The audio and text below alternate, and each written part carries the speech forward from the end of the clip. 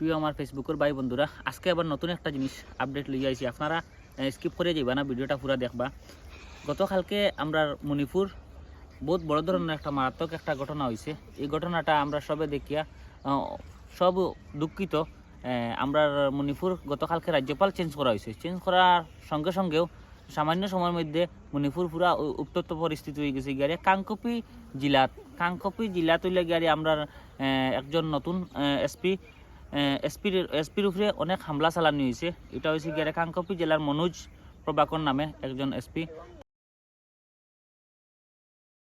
কারণ আমরা সোশ্যাল মিডিয়ার মাধ্যমে দেখতে পারছি যে মাথা হতা ফাটছে, বাঁকা জখম হয়েছেন।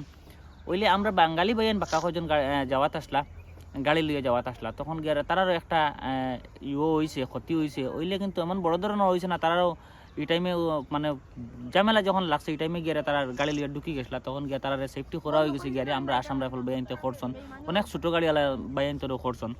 করলে কিন্তু আপনারা সাইডে দিয়ে ভিডিও ক্লিপটা লাগাই এটা।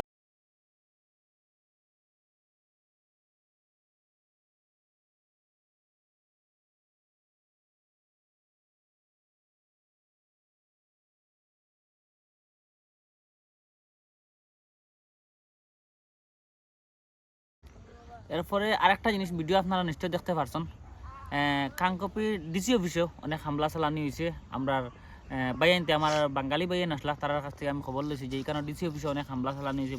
বর্তমান পজিশনে বেতালা উত্তপ্ত পরিস্থিতি হয়ে দাঁড়াইছে। পুলিশ স্টেশনেও হামলা চালানি হয়েছে। এরপরে তোমার ডিসি অফিসেও হামলা চালানি হয়েছে। বাঁকা ফাটা জায়গাতে হামলা হয়েছে। কিন্তু আমরা যারা যারা বর্তমান পজিশনে আওয়াজ যাওয়াত আছি, আমরা মানে উলস্থিলি না করিয়া আমরা সেফটি আওয়া যাওয়া করতাম, যাতে আমার ইম্পালের যারা বাইরে নকল আসো খুব কেয়ারফুলি আওয়া যাওয়া করবা। বর্তমান পজিশনের পরিস্থিতিটা অনেক খারাপ হয়ে দাঁড়াইছে। আমি আমার সাইটে দিয়ে অনেক ভিডিও ক্লিপ আপনারা দেখতে পারবা, বাঁকা 2-3টা ভিডিও ক্লিপ আছে আমার কাছে। আমি এটা পুরা ইয়েভাবে দেখাইতে পারেন না, কিছু জিনিস আছে গাইডলাইন মানতে লাগে।